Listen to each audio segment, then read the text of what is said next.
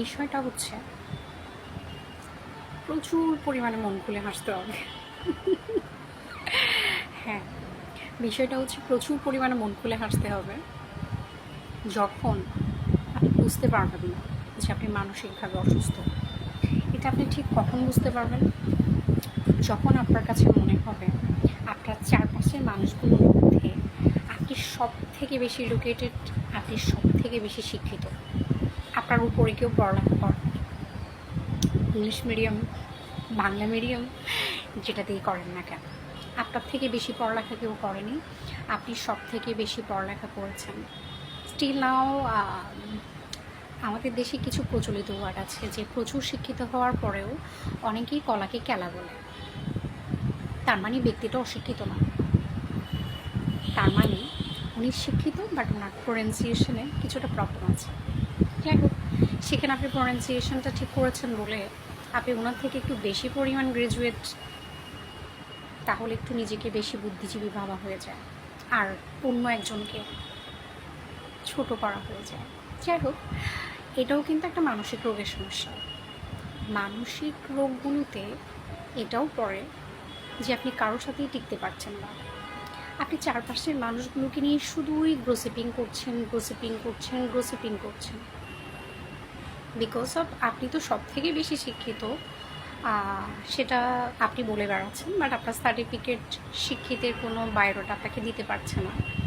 আর সেই জায়গায় দাঁড়িয়ে আপনি কোনো জব করতে পারছেন না, আদার্সে আপনি কোনো প্রফেশনালি বিজনেস করতে পারছেন না। আপনার যেটা করতে হচ্ছে সেটা হচ্ছে গ্রসিপিং। আর মান্থলি শেষ হওয়ার আগে একটা পার মান্থলি যে পেমেন্টের উপর আপনাকে চলতে হবে, সেটা আপনার কার উপর ডিপেন্ড হতে হবে। বাবা বলেন, মা বলেন, ভাই বলেন, ওনার বলেন, কিংবা হাজব্যান্ড, ইন ফিউচার বাচ্চা কাচ্চা, আপনি নিজের উপর ডিপেন্ডেন্ট না, বিকজ অফ আপনি গ্রসিপিং করেন। এটা একটা মানসিক রোগের সমস্যা। সো এই বিশেষ লক্ষণগুলো দেখে আপনাকে কে কতটুকু বাহাবা দিবে, আমি সাধারণ মানুষ, আমি শুধু হাসতে পারবো, আমি আপনার সাথে তালে তাল মেলাতে পারবো, আমি শুধুই হাসতে পারবো। ট্রোল, ল্যাক পুলিং, এখানেও আমার প্রোনাউন্সিয়েশনের প্রবলেম হতে পারে। সো এই জিনিসগুলো, প্রোনাউন্সিয়েশনের প্রবলেম আবার আমার স্পেলিংয়ের কোনো প্রবলেম নেই, আমি কিন্তু বানান করে বলে দিতে পারবো কিংবা আপনাকে লিখেও দিতে পারবো, ঠিক আছে? যাই হোক, হাসতে হবে, প্রচুর হাসতে হবে।